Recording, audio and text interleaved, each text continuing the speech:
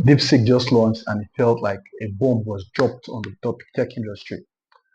And the interesting thing is, the whole concept of AI actually started as an open source industry, and the big tech company came in, and started investing money into it, pulling it, they're trying to commercialize it, and they did this and they successfully raised a ton of money for this. Now, while they were doing it, one of the things that happened that those who were still, trying to scale AI and this whole, innovation, were still scaling it, but they were now doing faster than these big tech companies were doing, and at the fraction of the cost.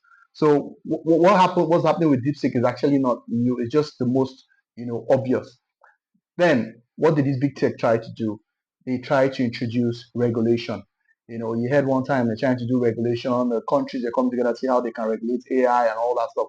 And they lobby governments and stuff like that.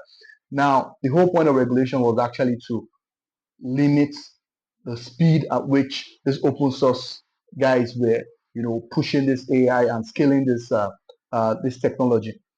Now we're still in the process of it now.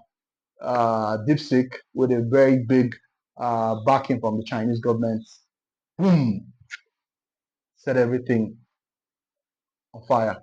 Now we're seeing that possibly fraud that has been exposed, $60 billion to about less than 6 million US dollars in comparison, tells you a lot about what was going down.